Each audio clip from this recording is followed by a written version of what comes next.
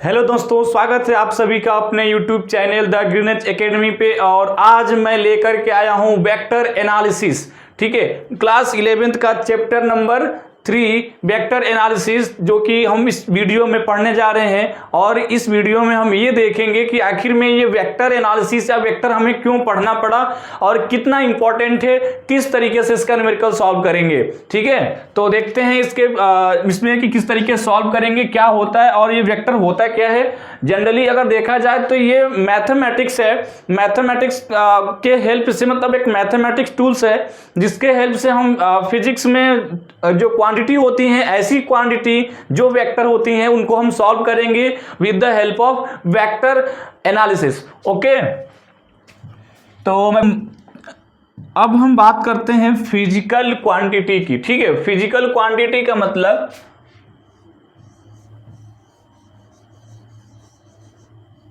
Physical quantity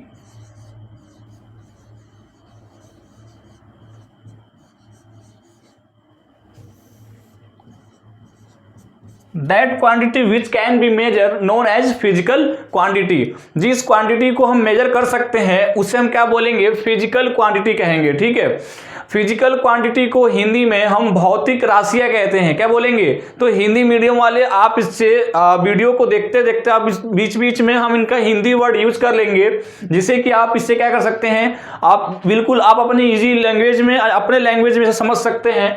physical quantity means भौतिक राशियां, और वे राशियां या वे क्वांटिटी जिनको हम मेजर कर सकते हैं with the help of physics phenomena और फिजिक्स लॉ के अकॉर्डिंग हम क्या कर सकते हैं, स्टडी कर सकते हैं या मेजर कर सकते हैं, उसे हम फिजिकल क्वांटिटी कहते हैं। अब on the basis of direction इसे हम दो पार्ट में डिवाइड करेंगे। किसमें पहला जो होता है वो होगा स्केलर क्वांटिटी। कौन सा? स्केलर, जिसको हम हिंदी में अदिश कहते हैं, अदिश राशियां कहते हैं। दूसरा हम बात करेंगे वेक्टर क्वांटिटी। वेक्टर क्वांटिटी, अब स्केलर क्वांटिटी के मतलब वो होता है, स्केलर क्वांटिटी का मतलब जिसमें केवल क्या हो, ओनली मैग्नीट्यूड हो, या बात करें तो केवल और केवल परिमाण हो। क्या हो? केवल क्या हो? केवल और केवल परिमाण हो, डायरेक्शन से कोई मतलब ही नहीं है, तो हम उन्हें क्या बोलेंगे, स्केलर क्वांटिटी बोलेंगे। और वेक्टर का मतलब जिसमें बोथ क्या हो, डायमेंशन भी हो, या डायमेंशन का मतलब डायरेक्शन भी हो, डायरेक्शन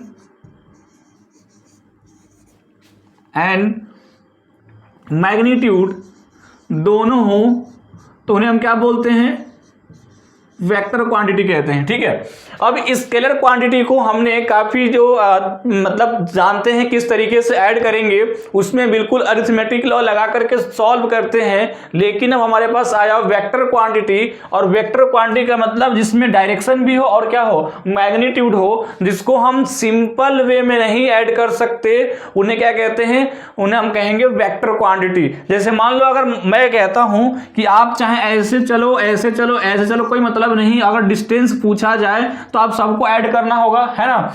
लेकिन अगर बात आ जाती है किसकी, वेक्टर क्वांटिटी की, तो मान लो हमने कहा एक ऑब्जेक्ट है, ठीक है, उस पे एक फोर्स लगा 5 न्यूटन का इस डायरेक्शन में, और 5 न्यूटन का लगा इस डायरेक्शन में, तो आप क्या बोलोगे?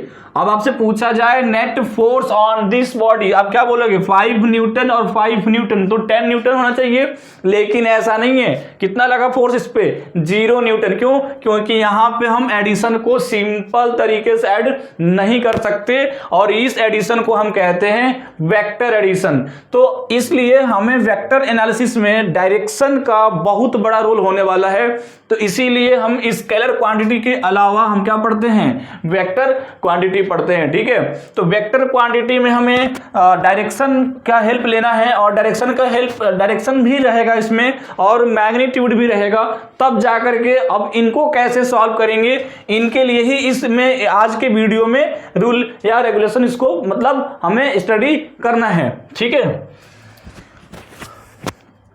तो अब मैं बात करता हूँ वेक्टर क्वांटिटी। आप समझ गए कि वेक्टर क्वांटिटी में डायरेक्शन, जैसे मान लो फोर्स की बात करा मैंने, एक्सीलरेशन हो, है ना, एक्सीलरेशन हो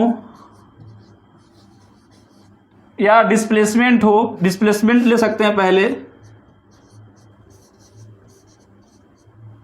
डिस्प्लेसमेंट, एक्सीलरेशन, टॉर्क, etc। तो इस तरीके से हम देख सकते हैं ये सब जो क्वांटिटी हैं वो किस में आती हैं, वेक्टर में आती हैं। और स्केलर में क्या होता है, डिस्टेंस ले सकते हैं, मास ले सकते हैं ना, चार्ज ले सकते हैं। तो इसमें क्या आता है, स्केलर क्वांटिटी। और ये वेक्टर क्वांटिटी में फोर्स आया, एक्सीलरेशन आया, डिस्प्लेसमेंट आया, या जो वो क्वांटिटी जो डायरेक्शन पे डिपेंड करती हैं वो सभी किस में आएंगी, वेक्टर में आएंगी। ठीक है। अब जैसे बात करें करंट, करंट के पास क्या होता है, करंट के पास डायरेक्शन और मैग्नीट्यूड दोनों होता है, लेकिन फिर भी हम उसे वेक्टर में इसलिए नहीं रखते क्योंकि वो एडिशन जो होता है वो वेक्टर लॉ को फॉलो नहीं करता है करंट, इसीलिए हम वेक्टर को क्या मानते हैं, स्केलर मानते हैं। ठीक है। तो अब ये हुआ, आप इसका स्क्रीनशॉट लेंगे। नेक्स्ट चलते हैं, हम रिप्रेजेंट करेंगे वो देखते हैं। तो अगर बात करूं वेक्टर को रिप्रेजेंट करने के लिए, तो वेक्टर को रिप्रेजेंट किया जाता है एक एरो से। ये एरो वेक्टर को रिप्रेजेंट करेगी और इसमें से कह सकते हैं इसका डायरेक्शन ये है, और ये जो इसका ये पार्ट इसका कहलाता है मैग्नीट्यूड, मैग्नीट्यूड होगा। और जो इसका हेड है ये किसको बता रहा है इस टाइम पे, डायरेक्शन को। तो वेक्टर क्वांटिटी को रिप्रेजेंट करने के लिए हम एरो का इस्तेमाल करते हैं, और इसमें जो इसका टेल है वो क्या बता रहा है, मैग्नीट्यूड, और जो हेड है वो डायरेक्शन को रिप्रेजेंट करता है। तो इस केस में वेक्टर क्वांटिटी हुई हमारे पास। इस तरीके से हम वेक्टर को रिप्रेजेंट करेंगे। और वेक्टर को जब हम डिनोट करते हैं किसी क्वांटिटी के थ्रू, तो हम ऐसे लिखते हैं, मान लो ये वेक्टर क्वांटिटी ए है, तो हम ए के ऊपर क्या लगाते हैं, वेक्टर लगाते हैं, और इसे हम क्या पढ़ते हैं, वेक्टर ए पढ़ेंगे। ठीक है। तो ये हमारे पास ये हुआ रिप्रेजेंटेशन किसका, वेक्टर का। आप समझ सकते हैं, हिंदी में समझेंगे कि ये वाला जो लाइन है पूरी पूरी ये परिमाण को बताती हैं, और आगे वाला जो हेड है जो इसको सिर कहते हैं वो डायरेक्शन या दिशा को बताएंगी। तो इस तरीके से मतलब वेक्टर को रिप्रेजेंट, क्योंकि वेक्टर में दोनों के दोनों मतलब मैग्नीट्यूड और डायरेक्शन होने वाला है, तो दोनों को रिप्रेजेंट करने के लिए हम इस तरीके का एरो लेते हैं। अब ये क्या करते हैं कि जैसे जिस क्वांटिटी को हमें बताना है कि वो क्वांटिटी वेक्टर क्वांटिटी है, तो उसके ऊपर क्या लगाते हैं, एरो लगा देते हैं, जिससे कि मालूम चलता है कि वो क्वांटिटी क्या है, वेक्टर क्वांटिटी है। ठीक है। तो इस तरीके से इसका रिप्रेजेंटेशन हो गया। अब मैं बात करूंगा टाइप्स का। आप समझ सकते हैं इसे कि अब ये होया इसका रिप्रेजेंटेशन। आगे चलते हैं, बात कर 5 किलोमीटर ईस्ट है,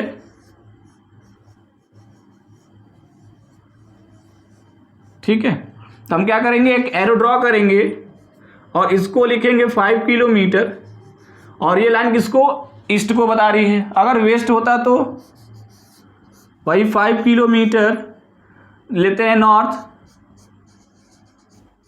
तो क्या हो जाएगा,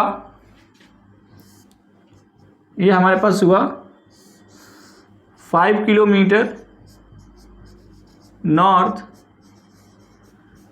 तो इस तरीके से हमने वेक्टर को रिप्रेजेंट किया, और रिप्रेजेंट करने का ये हुआ हमारे पास सिस्टम, जिस तरीके से हम एरो लगा करके उसे क्या कर सकते हैं, रिप्रेजेंट कर सकते हैं। ठीक है। अब मैं बात करता हूं टाइप्स ऑफ वेक्टर की। तो टाइप्स ऑफ वेक्टर में चलते हैं फटाफट।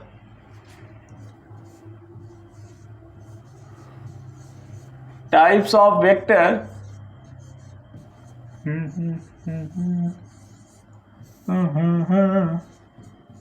टाइप्स ऑफ वेक्टर में बात करते हैं दोस्तों। तो टाइप्स ऑफ वेक्टर में हम जैसे टाइप्स ऑफ वेक्टर को इसलिए पढ़ते हैं क्योंकि ये वेक्टर क्वांटिटी को इजी वे में मतलब समझ सकें, इसीलिए हमें कैटेगराइज करना होता है कि हौज पौज ना हो। तो इसके लिए हम क्या करते हैं, टाइप कर लेते हैं। और क्योंकि हमें मेन चीज तो इसमें पढ़ना ये है किस तरीके से ऐड करेंगे, सब्ट्रैक्ट करेंगे, ठीक है, या मल्टीप्लिकेशन कैसे होगा, डिवाइडेशन कैसे होगा, लेकिन इनसे पहले हमें इसकी टर्मिनोलॉजी तैयार करनी पड़ेगी कि जो आने वाले क्वेश्चंस में टर्मिनोलॉजी होगा इसको कैसे सॉल्व करेंगे या कैसे समझेंगे। तो उसके लिए जो हमारे पास पहला जो टाइप्स आता है उसको हम कैटेगराइज करते हैं। पहला जो करते हैं वो है इक्वल वेक्टर। क्या करेंगे? Equal vector. अब इक्वल वेक्टर को हिंदी में कहेंगे इक्वल का मतलब समान और वेक्टर का मतलब सदिश। तो समान सदिश। अब समझ सकते हैं इक्वल वेक्टर का मतलब ऐसा वेक्टर, ऐसे कई सारे वेक्टर्स होंगे जिनका मैग्नीट्यूड और डायरेक्शन क्या होगा, इक्वल होगा, तो उसे क्या बोलेंगे? इक्वल वेक्टर बोलेंगे, है ना। तो बोल सकते हैं जिस वेक्टर का डायरेक्शन एंड क्या हो, मैग्नीट्यूड सेम हो, डायरेक्शन एंड मैग्नीट्यूड, हिंदी में बात करेंगे दिशा और परिमाण, direction and magnitude both are same,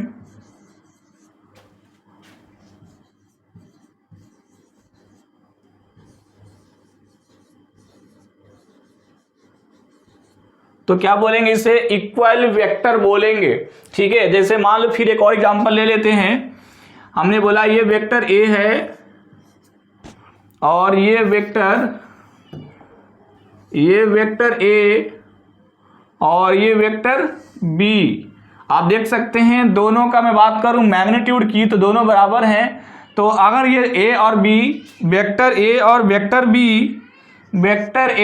vector B equal vector होंगे जब इनका डायरेक्शन भी क्या हो, सेम हो। तो डायरेक्शन आप देख सकते हैं दोनों का डायरेक्शन सेम है और इनका मॉड ये होता है, मॉड वैल्यू को कहते हैं मैग्नीट्यूड। क्या कहते हैं? Mod value of vector known as magnitude. मतलब अगर हम वेक्टर का मॉड लेते हैं तो उसे परिमाण कहते हैं। और ये परिमाण वेक्टर ए और वेक्टर बी जब इक्वल होगा और इनका डायरेक्शन भी सेम होगा तो हम कहेंगे ये दोनों के दोनों वेक्टर इक्वल वेक्टर हैं, ठीक है।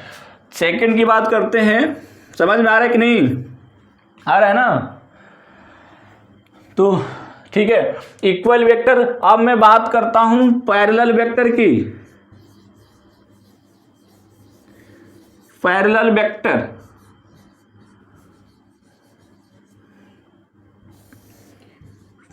वेक्टर हिंदी में बोलेंगे समांतर सदिश, समानांतर सदिश, ठीक है। तो समझ सकते हैं पैरेलल वेक्टर का मतलब ऐसा वेक्टर हो जिनका डायरेक्शन क्या हो, सेम हो। मे बी वो इक्वल हो भी सकता है और इक्वल नहीं भी हो सकता है, लेकिन यदि दो वेक्टर एक ही डायरेक्शन में हो और उनके बीच का डिस्टेंस क्या हो, सेम हो, मतलब पूरे जो दो लाइंस पैरेलल लाइन आप समझते ही होंगे, दो पैरेलल लाइन हो और उनका डायरेक्शन सेम हो वेक्टर का, तो उसे हम पैरेलल वेक्टर कह सकते हैं। जैसे दोनों के दोनों वेक्टर इक्वल भी हैं और पैरेलल भी हैं, तो हम कह सकते हैं पैरेलल वेक्टर का मतलब ये दो वेक्टर आपस में क्या हैं, पैरेलल हैं। ये दो वेक्टर आपस में क्या हैं, पैरेलल हैं। ये दो वेक्टर आपस में क्या हैं, पैरेलल हैं, ठीक है। तो पैरेलल वेक्टर का मतलब हो सकता है direction should be same, may be इनके जो मैग्नीट्यूड है वो क्या होना चाहिए, मे बी डिफरेंट, और इक्वल भी हो सकते हैं, तो पैरेलल में कहे जाएंगे। तो इसको बोलेंगे समांतर सदिश। वो सदिश होते हैं जिनका दिशा समान होता है या जिनके बीच का अंतर समान होगा और जो डायरेक्शन होगा वो सेम होने वाला है। तो हम बोलेंगे यहाँ पे डायरेक्शन शुड बी सेम या डायरेक्शन सेम होगा कई वेक्टर्स का,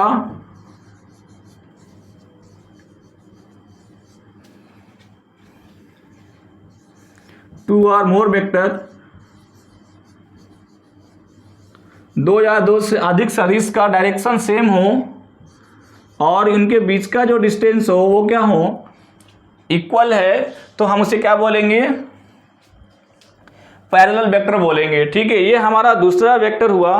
मैं बात करता हूं तीसरे वेक्टर की, तो एंटी पैरेलल वेक्टर। क्या बोलेंगे, anti parallel vector, anti parallel vector, anti parallel vector. Anti parallel vector means यदि दो वेक्टर अब जस्ट पैरेलल का जस्ट उल्टा समझ सकते हैं आप, एंटी पैरेलल का मतलब पैरेलल का जस्ट उल्टा, और पैरेलल का जस्ट उल्टा मींस यदि दो वेक्टर एंटी पैरेलल तब होंगे जब एक का हेड हो और सामने वाले दूसरे वाले का टेल मिले, मतलब इन दोनों के बीच में इस तरीके से हो कि ये एक ऐसे लेटा हो और एक वाला ऐसे लेटा हो, है ना, लेकिन हो पैरेलल, क्या हो, पैरेलल हो।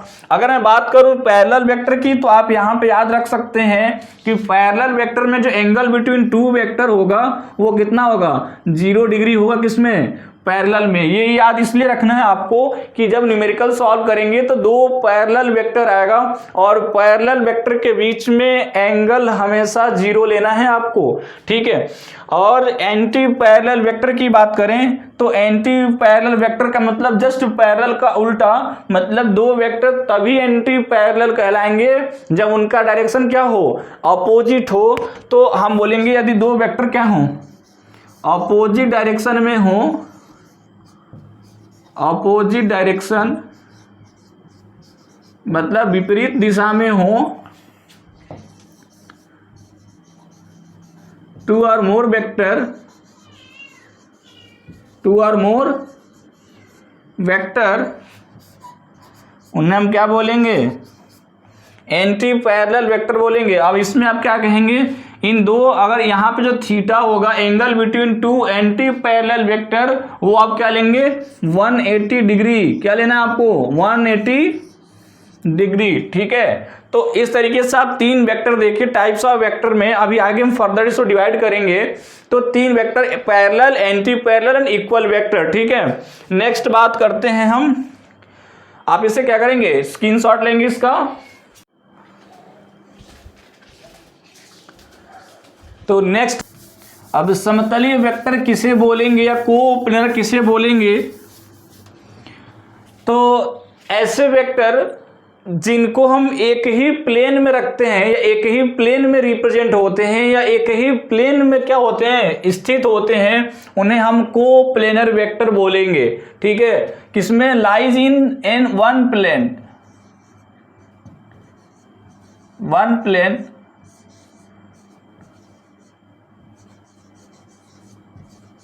प्लेन, इसे हम क्या बोलेंगे, मतलब two or more vectors lies in same plane known as coplanar vector. अब आप इसे कैसे समझेंगे कि कैसे एक प्लेन में लाइक करते हैं, तो ऐसे समझ सकते हैं, फिर से बता देता हूं, कोप्लेनर का मतलब समतलीय सदिश और ऐसे सदिश जो एक ही प्लेन में रहते हैं, ऐसे vector lies in same plane known as coplanar vector. तो अब मैं बात करता हूं, जैसे मान लो आपको मैं बता दूं, अगर इस बोर्ड को आप देखो, ठीक है, ये बोर्ड एक प्लेन है, ठीक है, दो एक्सिस मिला करके एक प्लेन बनता है, तो हमने एक बोर्ड को क्या बना दिया, प्लेन बना दिया। अब जितने भी वेक्टर्स होंगे, मान लो पहला वेक्टर मैं ऐसे लिया, दूसरा वेक्टर ऐसे लिया, तीसरा ऐसे लिया, चौथा ऐसे लिया, पांचवा, सबके सब वेक्टर किस में, एक ही प्लेन में है कि नहीं, तो ये सारे वेक्टर्स क्या हैं, एक ही प्लेन में है, तो इन्हें हम क्या बोलेंगे, कोप्लेनर वेक्टर बोलेंगे। क्या बोलेंगे, कोप्लेनर वेक्टर का मतलब ये एक ही प्लेन में है, तो हम इन्हें बोलेंगे कोप्लेनर वेक्टर, ठीक है। तो two or more vectors lies in same plane known as coplanar. Hindi की बात करें तो दो या दो से अधिक सदिश जो एक ही तल में पाए जाते हैं, एक ही तल में स्थित होते हैं, उन्हें हम कहते हैं कोप्लेनर वेक्टर, और आप इसे समझ सकते हैं, ठीक है। पांचवे की बात करें तो आता है कोलिनियर वेक्टर। क्या आया, कोलिनियर वेक्टर। तो कोलिनियर वेक्टर का मतलब हम उस वेक्टर को बोलेंगे, ठीक है, कोलिनियर वेक्टर। तो कोलिनियर वेक्टर का मतलब हो गया, यदि वेक्टर को हम, जो उनका स्टार्टिंग पॉइंट है, या ऐसे वेक्टर जो एक दूसरे पे क्या है, सुपरइम्पोज हैं, तो इस वेक्टर को हम कहते हैं कोलिनियर वेक्टर, ठीक है। जैसे मान लो मैं बनाया पहला ये वेक्टर, फिर दूसरा यही, फिर तीसरा यही, तो आप देख सकते हैं तीनों के तीनों वेक्टर आपस में क्या है, सुपरइम्पोज हैं, तो इन्हें क्या बोलेंगे, कोलिनियर बोलेंगे, मतलब एक ही डायरेक्शन में है, यूनि डायरेक्शन में है, उनका जो वैल्यू है या जो मैग्नीट्यूड है वो अलग अलग हो सकता है, लेकिन डायरेक्शन सेम है और एक दूसरे पे क्या है, लाई है, तो इन्हें क्या बोलेंगे, हम इन्हें बोलेंगे कोलिनियर वेक्टर या बोलेंगे superimpose to each other,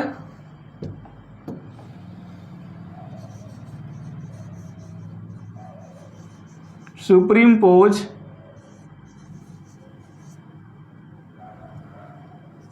to each other, एक दूसरे पे क्या हो, चिपके हो या अध्यारोपित हो इन वन डायरेक्शन, तो हम इन्हें क्या बोलेंगे, कोलिनियर वेक्टर बोलेंगे। आप इसे देख सकते हैं वेक्टर ए, वेक्टर बी और वेक्टर सी, तीन वेक्टर हमारे पास थे और तीनों के तीनों क्या है, कोलिनियर है, क्योंकि ये तीनों आपस में क्या किए हैं, सुप्रीम पोज किए हैं। इनका स्टार्टिंग ये देखा जाए कि इनको हम एक लाइन से रिप्रेजेंट कर सकते हैं, ये अलाइनमेंट में है, एक लाइन में है, एक सीधी रेखा में है, तो इन्हें क्या बोलेंगे, हम कोलिनियर वेक्टर बोलेंगे। ठीक है, मे भी अगर इनसे आपको जैसे ही न्यूमेरिकल इसमें आएगा कोलिनियर का, तो इसमें भी आपको एंगल क्या लेना होगा, 0 लेना होगा। देख सकते हैं तीनों के तीनों वेक्टर का जो इनका जो म्यूचुअली एंगल है वो कितना है, 0 डिग्री है। ठीक है, चलिए छठा बात करते हैं, कोप्लेनर के बाद कोलिनियर हो गया, उसके बाद बात करता हूं यूनिट वेक्टर। ठीक है, most important vector unit vector, इसको आप अच्छे से पढ़ेंगे, पढ़ना सबको अच्छे से ही है कि नहीं।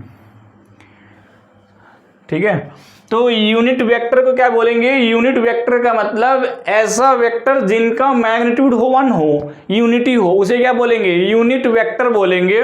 और ये वेक्टर ओनली वन केवल डायरेक्शन रिप्रेजेंट करने के लिए बताया जाता है या डिनोट किया जाता है, या इस वेक्टर का जो यूज है वो डायरेक्शन को रिप्रेजेंट करने में किया जाता है। ठीक है, तो हम लिखेंगे, इसको हम हिंदी में बोलते हैं इकाई सदिश या एकक सदिश। ठीक है, तो जिस वेक्टर का या जिस सदिश का जो परिमाण है, जो मैग्नीट्यूड है वो 1 होता है, उसे हम इकाई सदिश कहते हैं, या बोलेंगे which has unity magnitude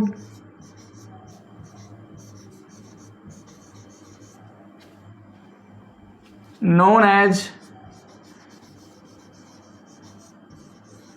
unity vector. ठीक है, यू भी लिखा हूं, आप क्या समझेंगे उससे, unity vector. This vector is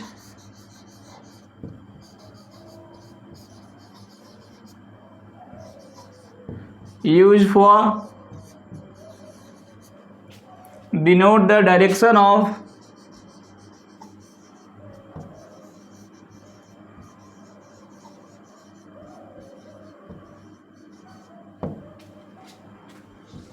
any vector.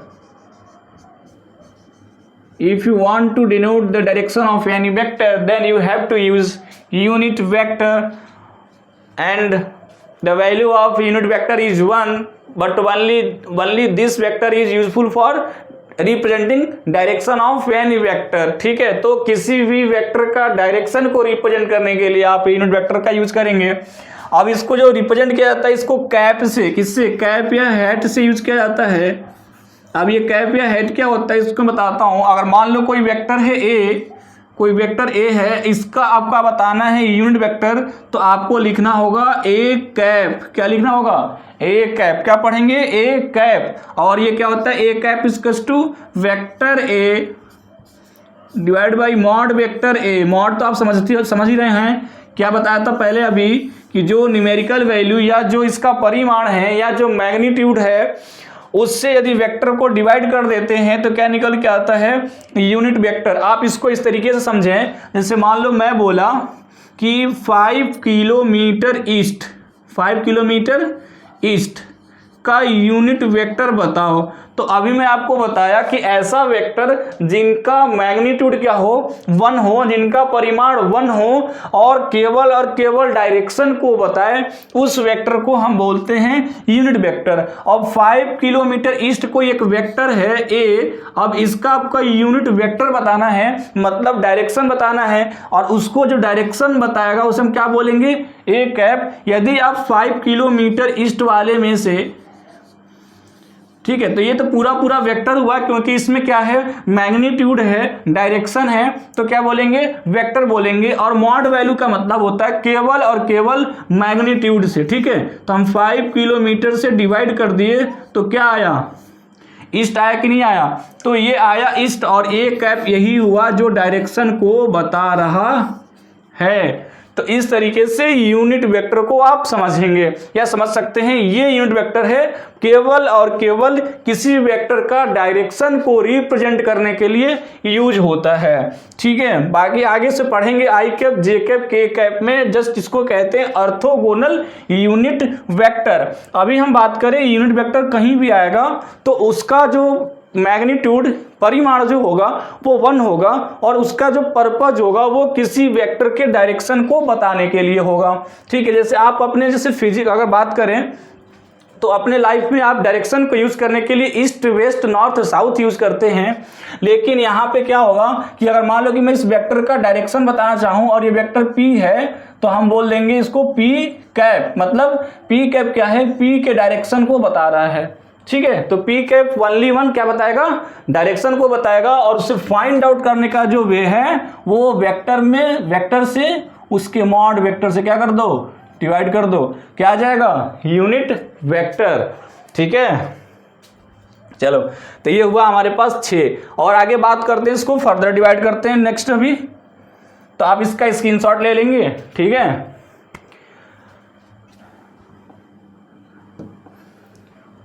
चलो यूनिट वेक्टर हो गया। अब मैं बात करता हूं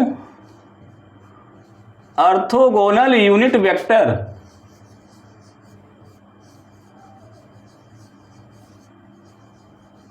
ऑर्थोगोनल यूनिट वेक्टर, देखो भाई कैसे निकालेंगे, क्या होता है ऑर्थोगोनल यूनिट वेक्टर, है ना। तो ऑर्थोगोनल का मतलब होता है, अगर हिंदी की बात करें तो लंब कोणीय एकंक सदिश। क्या होता है, लंब कोणीय एकंक सदिश, इसको हिंदी में कहते हैं। ठीक है, इसका मतलब ये ऑर्थोगोनल का मतलब आपको पास इस टाइप के यूनिट वेक्टर हों जो आपस में म्यूचुअली परपेंडिकुलर हों।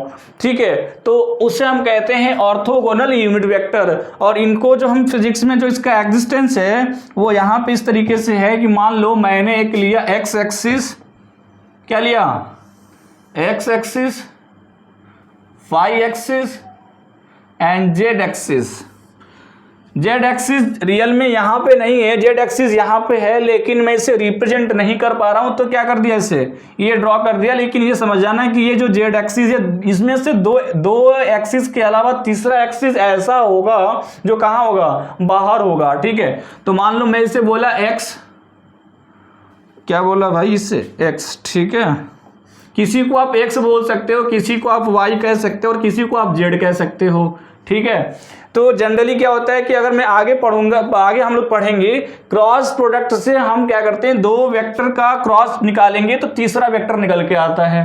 ठीक है, अब ये तीनों के तीनों वेक्टर आपस में क्या है, परपेंडिकुलर हैं। अब इनमें से इन तीनों का डायरेक्शन बताने वाले जिस यूनिट वेक्टर का हम इस्तेमाल करेंगे वो तीनों के तीनों भी म्यूचुअली परपेंडिकुलर होंगे, है कि नहीं। और जब ये तीनों के तीनों परपेंडिकुलर हैं तो इनके वेक्टर भी, यूनिट वेक्टर भी तो परपेंडिकुलर होंगे। अब ये तीनों जब यूनिट वेक्टर परपेंडिकुलर होंगे तो उन्हीं यूनिट वेक्टर परपेंडिकुलर को क्या बोलते हैं, ऑर्थोगोनल यूनिट वेक्टर। हिंदी में समझेंगे इसे। देखो हमने बोला कि हमारे पास ये एक्स एक्सिस, वाई एक्सिस और जेड एक्सिस का हमने एक प्लेन लिया जो 3D प्लेन है। अब क्या किया कि इनके डायरेक्शन को रिप्रेजेंट करने के लिए हमें एकांक सदिश चाहिए, यूनिट वेक्टर चाहिए। अब ये यूनिट वेक्टर को हम लेंगे तो इन तीनों का जो यूनिट वेक्टर होगा वो भी क्या होगा, म्यूचुअली परपेंडिकुलर होगा, क्योंकि ये तीनों के तीनों क्या हैं, परपेंडिकुलर है। तो अब मैं कहता हूं कि एक्स एक्सिस के डायरेक्शन को बताने के लिए जो हम यूनिट वेक्टर लेते हैं, याद रखेंगे आई कैप। क्या लेते हैं? आई कैप लेते हैं। जो वाई एक्सिस के यूनिट वेक्टर को बताने के लिए जो लेता हूं वो होता है जे कैप। क्या होता है? J cap. I cap is the unit vector only represent the direction of X axis. I cap क्या है? एक एकांक सदिश है जो केवल और केवल एक्स एक्सिस के डायरेक्शन को बता रहा है, जिसका परिमाण 1 है। जेड एक्सिस या Y axis the direction of J, मतलब unit vector J represent the direction of Y axis. Okay, the value of mod J 1। इसी तरीके से जेड एक्सिस पे जो डायरेक्शन को बताएगा उसे हम क्या बोलेंगे? के कैप। और के cap is the unit vector of Z axis only represent the direction of Z axis.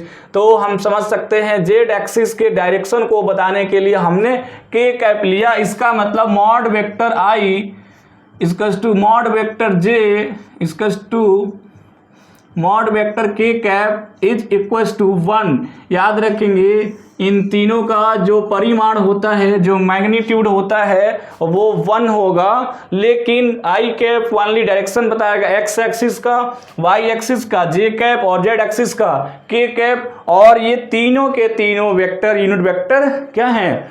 Mutually perpendicular हैं, इसीलिए इन वेक्टर का नाम पड़ा ऑर्थोगोनल यूनिट वेक्टर। ठीक है, तो अगर मैं आई कैप को फाइंड आउट करना चाहूं तो अभी मैं बताया किसी का कैप निकालना है तो उसका जो वेक्टर है उस वेक्टर से मॉड वेक्टर से क्या कर दो? डिवाइड कर दो। आई कैप आ गया। जे कैप बताना है तो जे कैप में क्या कर दो? के कैप, जो इसका डायरेक्शन है वेक्टर वाई, इसमें मॉड वेक्टर वाई से क्या कर दो? डिवाइड कर दो। अगर के कैप बताना है तो क्या करोगे? इसी तरीके से मॉड वेक्टर जेड और divide by vector Z divide by mod vector Z, तो क्या निकल के आ जाएगा? के कैप निकल के आ जाएगा। तो इस तरीके से हमने ऑर्थोगोनल यूनिट वेक्टर को स्टडी कर लिया। ठीक है, जैसे मान लो मैं इस पे क्वेश्चंस पूछता हूं आपको कि अगर इस तरीके से क्वेश्चंस पूछ लेता हूं कि मान लो कोई स्पेस में ऑब्जेक्ट ओरिजिन से चला और कहां तक? 5,4,1। ठीक है, तो इनका जो लाइन होगा उस लाइन वेक्टर को कैसे रिप्रेजेंट करेंगे? इसका मतलब ये ऑब्जेक्ट एक्स एक्सिस में 5 मीटर या may be 5 unit, y axis में 4 यूनिट और एक्स जेड एक्सिस में 1 यूनिट। तो इनको हम कहेंगे, मान लो हमने ओरिजिन को ओ माना और जहां पे पहुंचा होगा पी पॉइंट पे तो हमने ओपी मान लिया। ठीक है, ये पी पॉइंट है तो मैं वेक्टर ओपी को लिखूंगा तो ये आ जाएगा। देखो हमने ये बताएंगे कि 5 चला किसमें? एक्स एक्सिस में, तो क्या हो जाएगा? 5 आई कैप। 4 चला किसमें? वाई एक्सिस में, तो 4 जे कैप। और 1 चला किसमें? जेड एक्सिस में, तो क्या हो गया? 1 के कैप। तो ये आया ओपी वेक्टर जो एक लाइन को रिप्रेजेंट कर रहा है। और इस लाइन का जो इक्वेशन हुआ 5 I cap 4 J cap plus 1 K cap. I cap only represent the direction of X axis, K is represent the direction of Z axis and J is represent the direction of Y axis.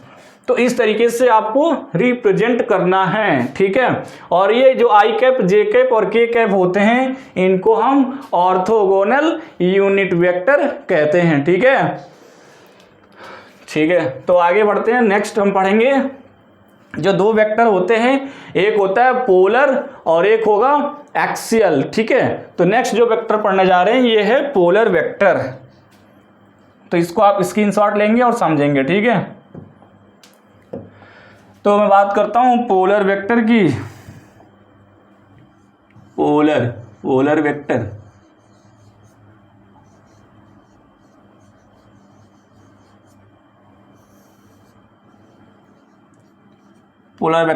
अब मैं बात करता हूं, देखो polar vector को ऐसे समझते हैं कि पोलर वेक्टर इस टाइप का वेक्टर है जिनको हम इसको अगर हिंदी की बात करें तो ध्रुवीय वेक्टर होता है। ठीक है, तो पोलर वेक्टर ऐसा होगा कि इनका जो एक्टिंग पॉइंट होगा या जो पॉइंट ऑफ एप्लीकेशन होगा वो क्या होगा? गिवन होगा या फिक्स होगा। जैसे मान लो मैं बोला कि अगर ये वेक्टर ये है इनका पोलर वेक्टर, ये पोलर वेक्टर, क्योंकि इनका क्या है?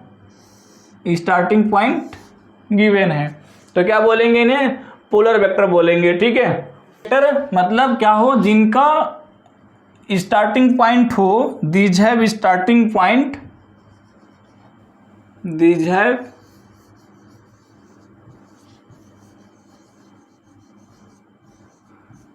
स्टार्टिंग पॉइंट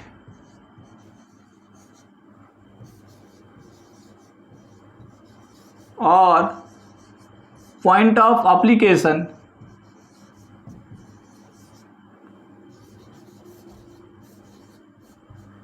इसे हम क्या बोलेंगे? Polar vector. जैसे आपका हो गया फोर्स हो गया या डिस्प्लेसमेंट, फोर्स या डिस्प्लेसमेंट। ठीक है, जिनको हम क्या कर, जिनका पॉइंट गिवन हो या जिनका पॉइंट पता हो या पॉइंट ऑफ एप्लीकेशन पता हो,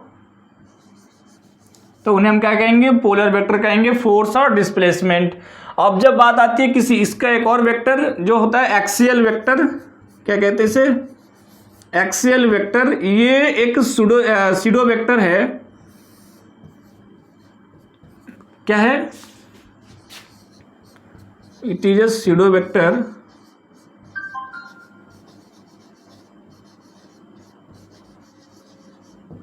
ठीक है, और ये जो होता है ये रोटेशन इफेक्ट से निकल के आता है। सूडो वेक्टर कैसे आएगा? We can find the direction of this vector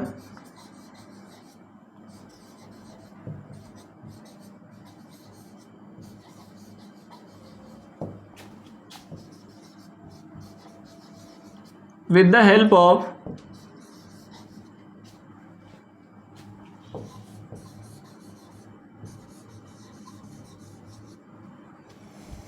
right hand rule. Right hand rule, ये राइट हैंड रूल क्या होता है इसको हम आगे देखेंगे जब हम डायरेक्शन को पता करेंगे। जनरली क्या होता है, जैसे अगर मैं अभी जो डायरेक्शन लिया था ऑर्थोगोनल का, तो इसमें अगर हम एक्स और वाई की तरफ, मतलब एक्स से चल करके वाई की तरफ रोटेट करें, तो जो हमारा डायरेक्शन होगा थंब का, ये क्या होगा? डायरेक्शन ऑफ एक्सियल वेक्टर होगा। जैसे आपका टॉर्क होता है, एंगुलर वेलोसिटी, एंगुलर मोमेंटम, तो ये वेक्टर जो कहलाते हैं वो एक्सियल वेक्टर कहलाते हैं। समझ लो ऐसे कि पोलर वेक्टर का मतलब जिनका गिवन जो स्टार्टिंग पॉइंट होता है वो गिवन होता है, और ये जनरल तरीके से जैसा फोर्स डिस्प्लेसमेंट होता है तो इन्हें हम कहेंगे पोलर वेक्टर। लेकिन जो एक्सियल वेक्टर होता है ये रोटेशन इफेक्ट से आता है। अगर मैं बात करूं पोलर वेक्टर की तो ये ट्रांसलेशन इफेक्ट से आएगा, और ये जो एक्सियल वेक्टर है ये किससे आएगा? रोटेशन इफेक्ट से आएगा, ट्विस्ट से आएगा। ठीक है, फिर समझते हैं हिंदी वाले। पोलर का मतलब होता है ध्रुवीय, और ये तब आएगा जब स्थानांतरीय गति हो, उस केस में आएगा क्या? Polar vector. जैसे फोर्स आता है, डिस्प्लेसमेंट आता है। लेकिन एक्सियल वेक्टर तब आएगा जब हम एक प्लेन में एक वेक्टर को या दो वेक्टर को हम क्या करें? इस तरीके से बिहेव करें कि उनमें रोटेशन इफेक्ट आए, तो रोटेशन से निकलने वाला जो डायरेक्शन होगा या जो वेक्टर होगा उसे हम बोलेंगे एक्सियल वेक्टर। और इसको राइट हैंड स्क्रू रूल से निकालेंगे। स्क्रू रूल से भी निकाल सकते हैं या राइट हैंड रूल से निकालेंगे ये। ठीक है, तो राइट हैंड रूल क्या होता है? जैसे मान लो मैं बोला कि दो वेक्टर एक प्लेन में है, ऐसे वेक्टर ए और वेक्टर बी, तो इनके रोटेशन से जो वेक्टर निकल के आएगा ए से बी की तरफ हम क्या करेंगे? पहले अपने जो हमारे पास फिंगर हैं इनको सबसे पहले ए की साइड में रखेंगे और कर्ल करेंगे किधर? बी के साइड में। किधर?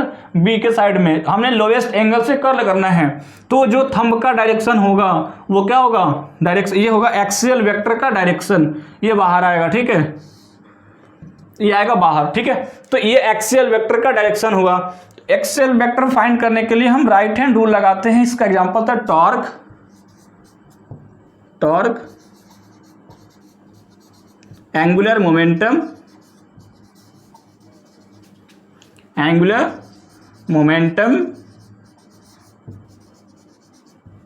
और भी हैं। एंगुलर मोमेंटम हो गया हमारे पास, एंगुलर डिस्प्लेसमेंट हो गया। ठीक है, एंगुलर वेलोसिटी, तो बहुत सारे एक्सियल वेक्टर हैं जो सूडो वेक्टर में आते हैं। तो इस तरीके से हमने टाइप्स ऑफ वेक्टर को कंप्लीट किया। अब जो हम पढ़ेंगे एडिशन ऑफ वेक्टर, क्योंकि जाहिर सी बात है मेन तो हमें यही पढ़ना था कि वेक्टर को किस तरीके से ऐड किया जा सकता है, सब्ट्रैक्ट, क्योंकि इसमें हम सिंपल मैथमेटिक्स यूज नहीं कर सकते।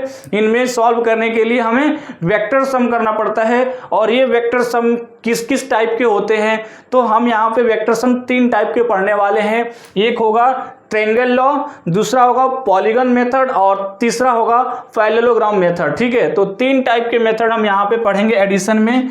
तो एडिशन करते हैं, नेक्स्ट लॉ हम फॉलो करने वाले हैं।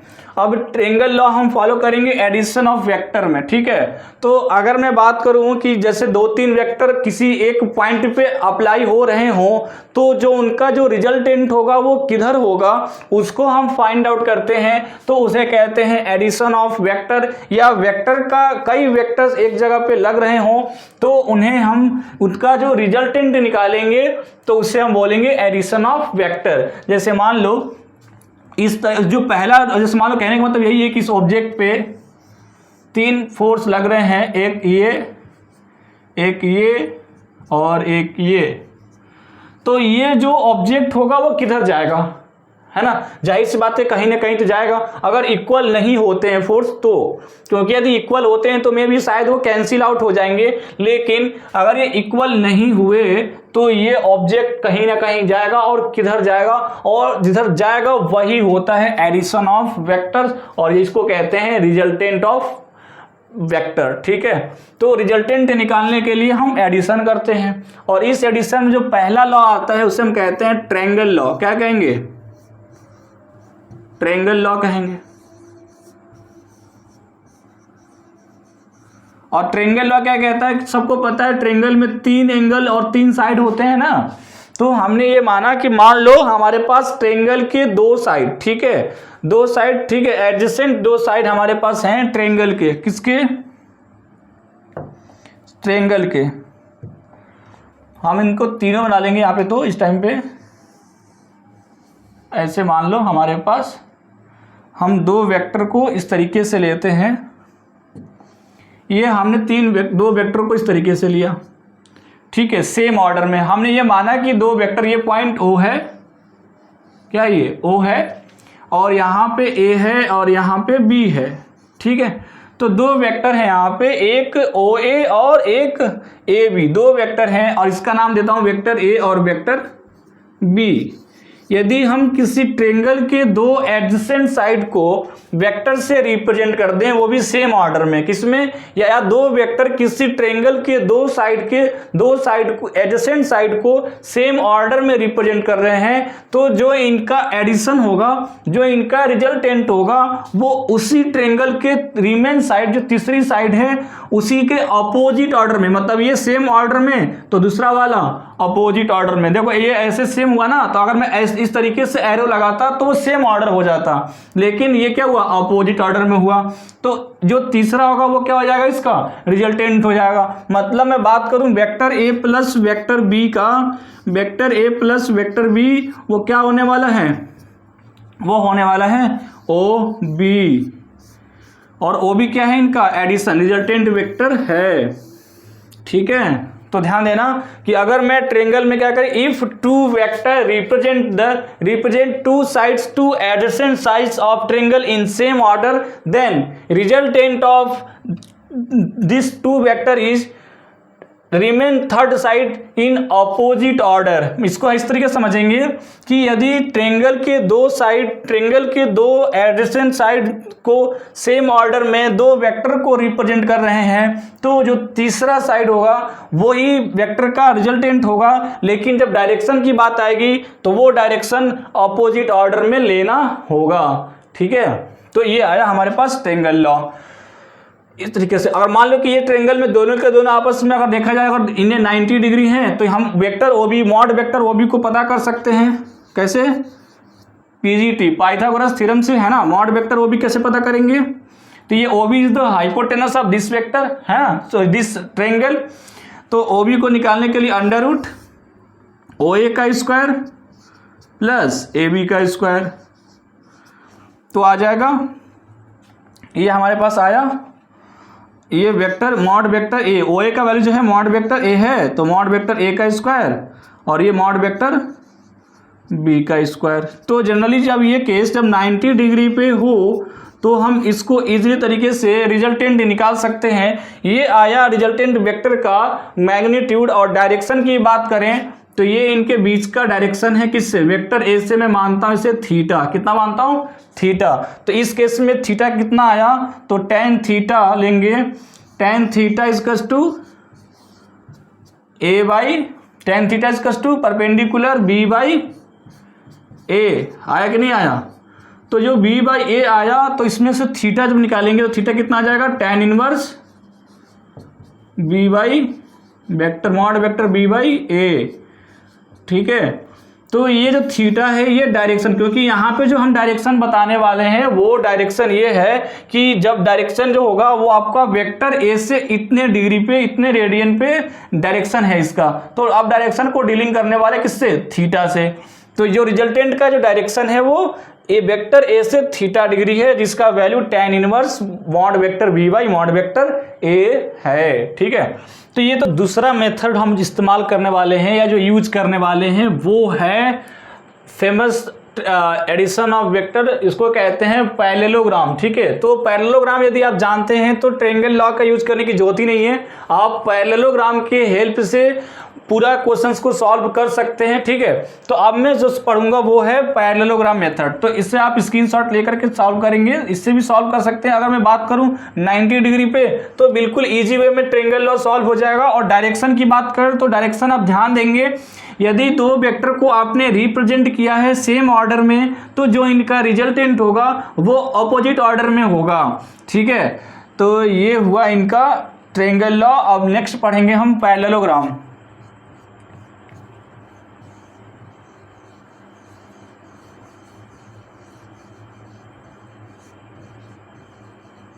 और इससे आप अच्छे से पढ़ेंगे।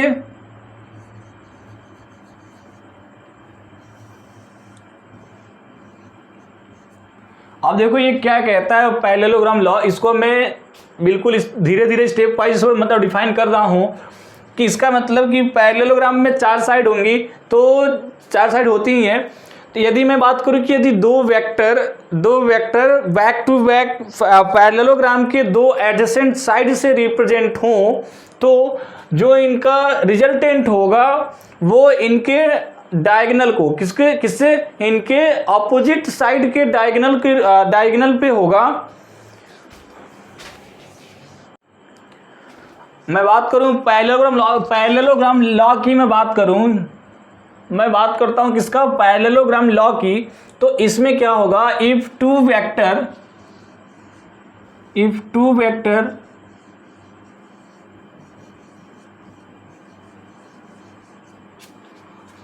two vectors are represented by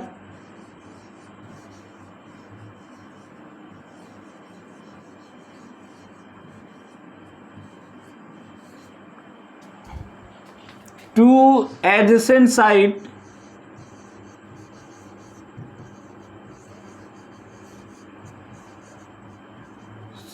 of parallelogram,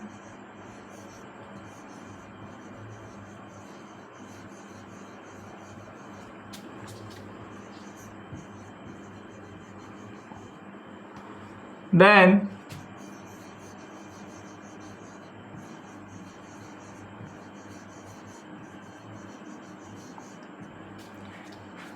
of this vector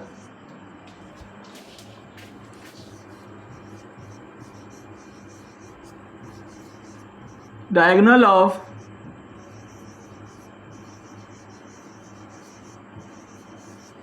parallelogram passing through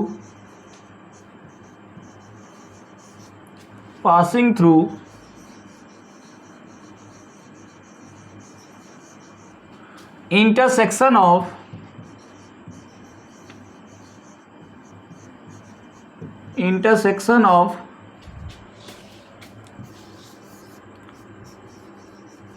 two vector.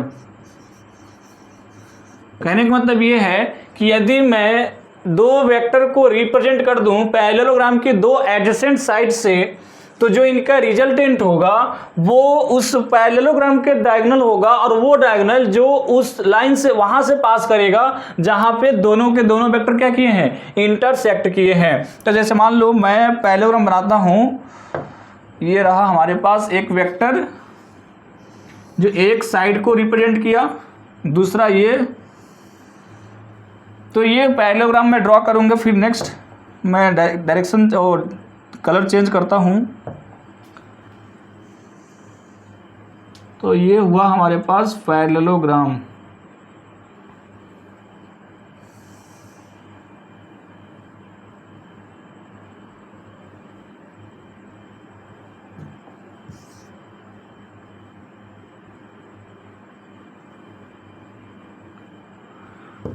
ठीक है, ये हुआ पैरेललोग्राम। तो जो इनका रिजल्टेंट, देखो मैं बोला कि दो वेक्टर हैं, ये ए और बी, ठीक है, ये वेक्टर ए और ये वेक्टर बी, और किससे रिप्रेजेंट है, ये हैं दो एडजेसेंट साइड से, दो पास के साइड से रिप्रेजेंट हैं।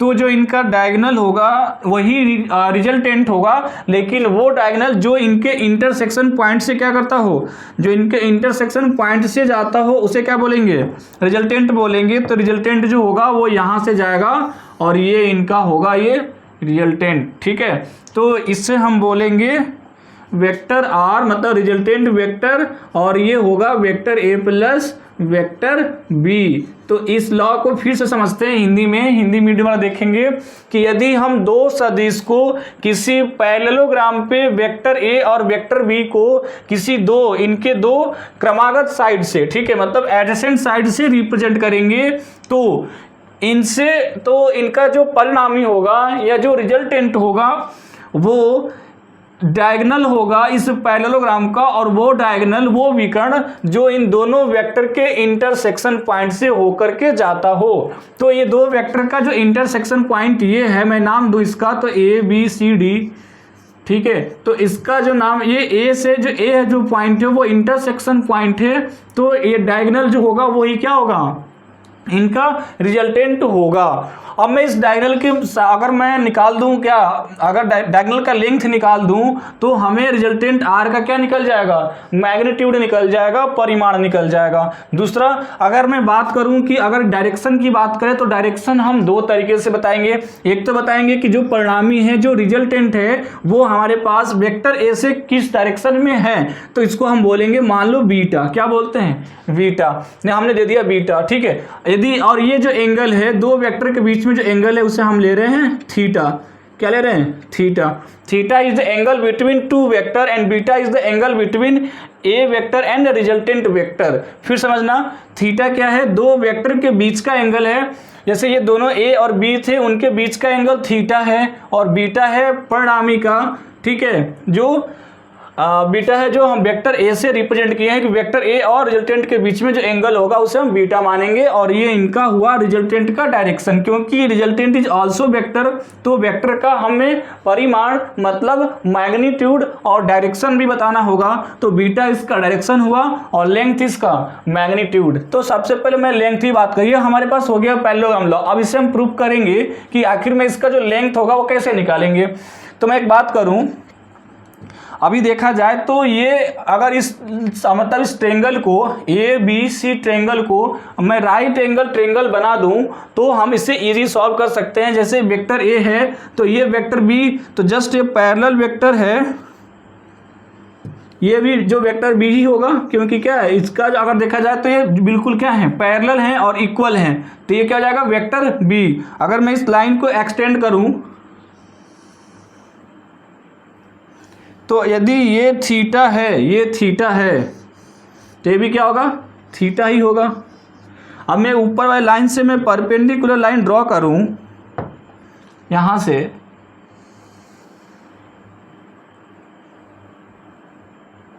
एक मिनट,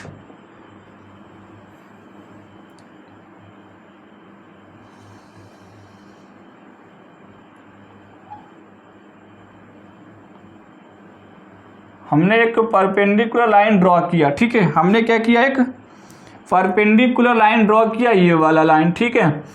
तो ये लाइन यहाँ पे आकर के कितना डिग्री, 90 डिग्री बना रही है, तो ये थीटा। अगर मैं अब इस ट्रेंगल की बात करें, एक और नाम लेते हैं ई, तो अगर मैं ट्रेंगल ए ई सी की बात करें, कौन सी triangle? Triangle a e c. तो क्या triangle a e c right angle triangle है? क्या ये राइट एंगल ट्रेंगल है ना? राइट एंगल ट्रेंगल है। अगर मैं यहाँ पे ए ई की हाइट निकाल लूँ और ई सी की हाइट निकाल लूँ तो हमारे पास ए सी का हाइट निकल जाएगा, क्योंकि ए सी इज द हाइपोटेनस। मतलब क्या है हाइपोटेनस? मीन्स हाइपोटेनस मीन्स कर्ण है, और ये इसका अगर देखा जाए बेस आधार, और ये वाला परपेंडिकुलर मतलब लंब है। तो अगर मैं बात करें कि ए ई कैसे निकालेंगे, तो ए ई जो निकालेंगे तो ए ई का लेंथ निकल के आएगा a b plus b e. क्या निकल के आएगा? A b plus b e. तो ए बी कितना है? Vector A, mod vector a, ठीक है। और बी ई तो हमें निकालना है, तो बी ई कैसे निकालेंगे? अब बी ई निकालने के लिए हम यहाँ पे ध्यान देते हैं, बी ई कैसे निकालेंगे। अब देखो ये ट्रेंगल में ये थीटा है, क्या है ये वाला? थीटा। ये क्या है? थीटा। ये है थीटा, ठीक है, ये थीटा। अब मैं थीटा से अगर देखिए तो ये ट्रेंगल राइट एंगल ट्रेंगल, ये भी तो राइट एंगल ट्रेंगल है, क्योंकि यहाँ पे 90 डिग्री, तो ये क्या हो जाएगा? Right angle triangle. और ये बी और ये बी ई और ये लाइन ई सी। अगर मैं बात करूँ बी ई की, तो बी क्या है? इस, और ये यहाँ पे थीटा है, तो ये परपेंडिकुलर, ये बेस और ये हाइपोटेनस, और ये बेस है तो b e divide by base divide by hypotenuse कितना आ जाएगा? मॉड वेक्टर बी क्या होता है? आधार बटा कर्ण, या बेस, इसको बोलेंगे बेस डिवाइड बाई हाइपोटेनस को बोलते हैं कॉस थीटा। क्या बोलेंगे? Cos theta. तो बी कितना आ गया? बी आ गया mod vector b cos theta, ठीक है। अभी हमें सी ई निकालना होगा, तो यहीं पे देखते हैं सी ई कैसे निकालेंगे। तो C E divide by mod vector B, मतलब परपेंडिकुलर अपन हाइपोटेनस या लंब कर्ण बटा लंब बटा कर्ण, कितना आया? Sine theta. कितना आया? Sine theta. तो सी इज कस टू हो जाएगा mod vector B sine theta. तो ये हाइट जो आई ये आया मॉड वेक्टर बी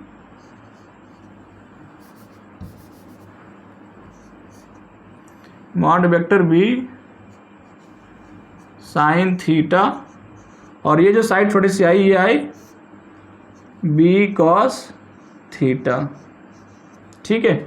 हम मॉड वेक्टर बी को केवल बी लिख सकते हैं। जैसे ऊपर से कैप हटाएंगे, मतलब एरो हटाएंगे, क्या बन जाएगा? वो स्केलर बन जाएगा, मतलब केवल और केवल मैग्नीट्यूड को बताएगा।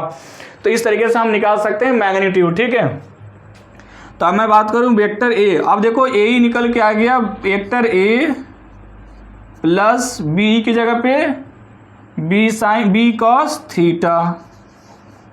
अब मॉड वेक्टर ए की जगह पे क्या ले लूंगा? ए ले सकता हूँ केवल ए। अगर मैं एरो हटा दूंगा तो क्या हो जाएगा? बात वही है, या तो मॉड वेक्टर ए को आप क्या ले सकते हो? केवल ए। इसका मतलब कि ये जो है ए है वो केवल मैग्नीट्यूड है। तो ये निकल गया ए ही। उसके बाद में बात करूं, अभी सी तो निकला हुआ है। अब हम पूरा ट्रेंगल में ए सी की बात करें तो क्या हो जाएगा? A C equals to A C square is equals to A E का स्क्वायर प्लस ए ई का स्क्वायर प्लस ई सी का स्क्वायर, हाइपोटेनस का square equals to perpendicular base का स्क्वायर प्लस परपेंडिकुलर का स्क्वायर। अब मैं ए ई का square के जगह पे क्या ले लूंगा? ए प्लस बी कॉस थीटा, ए प्लस बी कॉस थीटा का होल स्क्वायर। और ई सी के जगह पे क्या लूंगा? आया था अभी ई सी की जगह पे या सी की जगह पे बी साइन थीटा, तो B square sine square theta, क्योंकि इसी का स्क्वायर लेना है। अब नेक्स्ट सॉल्व करूंगा तो ये हो जाएगा A square plus B square cos square theta, क्योंकि A square plus B square होता है ना, cos square theta. A square plus B square plus 2ab plus 2ab cos theta. ये देखो, क्योंकि ये क्या था? ए प्लस बी का होल स्क्वायर था, और यहाँ पे plus B square sine square theta. तो यहाँ से सॉल्व करने के बाद आया ए सी का स्क्वायर। ए सी का स्क्वायर मतलब ये मॉड वेक्टर आर है, तो ये आर का स्क्वायर हो जाएगा। तो आर का स्क्वायर यहाँ देखते हैं ए स्क्वायर प्लस, अब देखो b square cos square theta plus B square sine square theta, क्या हो जाएगा?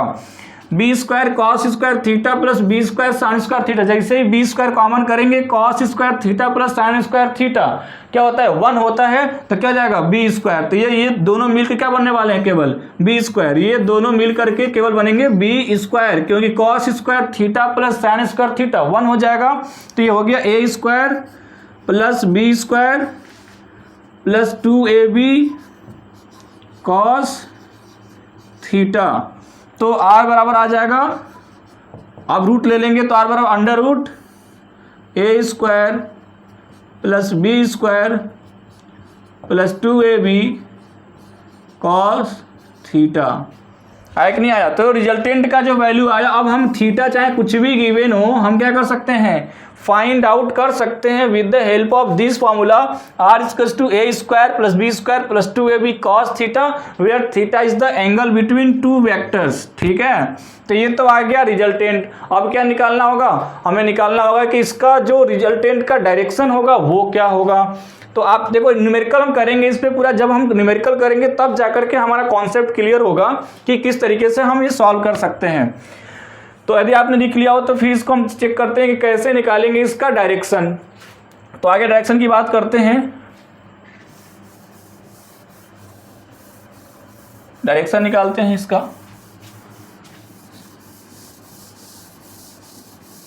देखो अब नेक्स्ट डायरेक्शन निकालेंगे, तो डायरेक्शन की बात करेंगे, डायरेक्शन ऑफ वेक्टर की, डायरेक्शन ऑफ रिजल्टेंट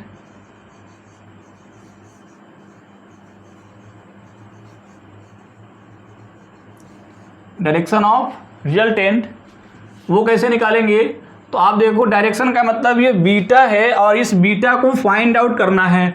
अब बीटा, अगर मैं इस ट्रेंगल की बात करें ACE का, ACE वाला ट्रेंगल में बात करूं तो इसमें अगर ये वाला परपेंडिकुलर और ये लाइन पूरा पूरा बेस है, तो अगर मैं tan बीटा, क्योंकि हमारे पास परपेंडिकुलर भी हम निकाल चुके हैं और बेस भी निकाल चुके हैं और हमें बीटा निकालना है, तो हमें सबसे ईजी जो एंगल होगा वो क्या लेते हैं, एंगल का tan लेते हैं, tan बीटा। और बीटा क्या है, beta is the angle between resultant and vector A। तो tan बीटा इक्वल्स टू ये हो जाएगा परपेंडिकुलर CE और divide by AE, perpendicular upon base है ना, लंब बटा आधार।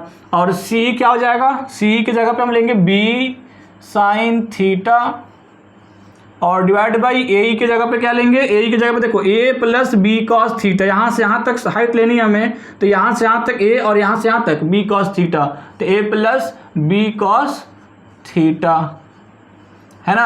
अब आपके पास चाहे किसी भी एंगल पे दो वेक्टर आए, आप इस फॉर्मूले से आप डायरेक्शन निकाल सकते हैं किसका, मैग्नीट्यूड जो रिजल्टेंट था उसका। तो बीटा निकालने के लिए क्या करेंगे आप, tan inverse beta is the angle of between resultant and vector A, तो B साइन थीटा और divide by A plus b cos theta.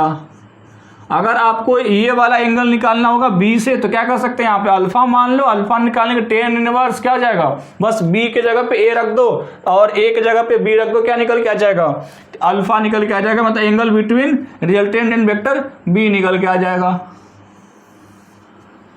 तो इस तरीके से हमारा रिजल्टेंट आया।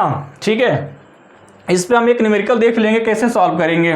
तो ये हमारा हुआ टोटल पैरेललोग्राम लॉ, और ये लॉ हमारे लिए मोस्ट इंपॉर्टेंट है, तो आपको ये फॉर्मूला बिल्कुल याद होना चाहिए। और कौन सा, ये वाला, चाहे आपको प्रूविंग आए चाहे ना आए, लेकिन आपको ये फॉर्मूला याद होना चाहिए, जहां A और B वेक्टर हैं और theta angle between to vector है। बीटा क्या है, angle between resultant and direction, resultant and A vector A। ठीक है, और ये किसको बता रहा है, डायरेक्शन ऑफ रिजल्टेंट। ये किसको बता रहा है, ये डायरेक्शन ऑफ रिजल्टेंट को बता रहा है। ठीक है, तो एक न्यूमेरिकल देखते हैं ऐसे। आप इसको क्या करेंगे, इसको आप इसे स्क्रीनशॉट लेंगे और इसे बिल्कुल नोट डाउन करेंगे। नोट डाउन करने के बाद इस पे प्रैक्टिस करेंगे क्वेश्चंस का, और आप इजी वे में इस फॉर्मूले से किसी भी वेक्टर को सॉल्व कर सकते हैं।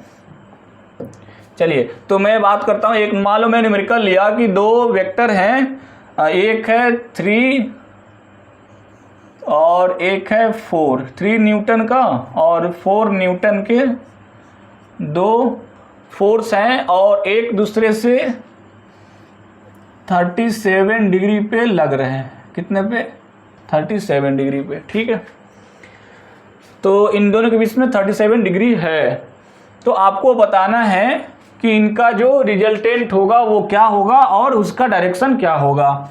तो सबसे पहले हम क्या करेंगे, 3 न्यूटन ऐसे दिया होगा कि मान लो कि 37 का मतलब ये है कि ये 3 न्यूटन और ये 4 न्यूटन और ये इनके बीच में 37 डिग्री और ये कितना है 4 न्यूटन, ठीक है। तो हम सबसे पहले क्या ड्रॉ करेंगे, एक पैरेललोग्राम ड्रॉ करेंगे और ड्रॉ करने के बाद इसको हम मिलाएंगे और मिलाने के बाद जो हमारा डायगोनल बनेगा वही डायगोनल रिजल्टेंट होगा और इनके बीच का जो एंगल बीटा होगा वो क्या होगा, डायरेक्शन ऑफ रिजल्टेंट होगा। तो 3 न्यूटन और 4 न्यूटन जो कि 37 डिग्री पे लग रहे थे, आपको क्या करना था, ऐड करना था। तो उसको ऐड करने का तरीका ये है कि आप r निकालोगे, r equals to a square b square plus 2ab cos theta, a की जगह पे 3 का स्क्वायर प्लस 4 का square plus 2 into 3 into 4 into क्या, cos थीटा, cos 37, ठीक है। तो ये कितना आ जाएगा, अब देखो 37 अगर डिग्री होगा तो ये वाला होता है 3, 4 और 5। 37 डिग्री वाला अगर कोई ट्रिंगल है तो ये बेस लाइन 3 होगा और परपेंडिकुलर 4 और हाइपोटेनस 5 होगा। तो यहाँ पे आप cos 37 निकाल सकते हैं। कैसे निकालेंगे cos 37, cos 37 equals to base upon hypotenuse 3/5। तो ये जाएगा 3 स्क्वायर 9 प्लस 16 प्लस 2 3 6 4 जा 24 इंटू cos 37 कितना 3/5। तो ये आ जाएगा 25 प्लस और डिवाइड बाई 5। इसको आप सॉल्व कर लेंगे, ठीक है। सॉल्व करने के बाद जो आएगा आप उसका आंसर आप लिखेंगे, ठीक है। और लास्ट में जब इसका एंगल निकालेंगे tan बीटा, तो कैसे निकालेंगे, tan beta equals to b sine theta, b की जगह पे क्या था 4, साइन थीटा की जगह पे 37 और डिवाइड बाई a की जगह पे 3 और प्लस 4 क्या था cos थीटा, cos 37, ठीक है। तो 4 यहाँ पे जाएगा 4 साइन 37 का वैल्यू 4/5 कितना जाएगा 4/5 divide by 3 plus 4 into cos 37 कितना 3/5, ठीक है। तो यह आ जाएगा 16 डिवाइड बाई 5 और डिवाइड बाई 15 प्लस 12 27 और डिवाइड बाई 5 से 5 कैंसिल, कितना आया 16 डिवाइड बाई 27। तो आ जाएगा beta equals to tan inverse 16/27। ये आया इसका रिजल्टेंट का डायरेक्शन। तो आप इस तरीके से क्वेश्चंस को सॉल्व करेंगे। बाकी नेक्स्ट वीडियो में हम देखेंगे इसके मतलब जो भी न्यूमेरिकल होंगे तो उस न्यूमेरिकल को हम देखेंगे, ठीक है। तो आज के लिए इतना, ठीक है।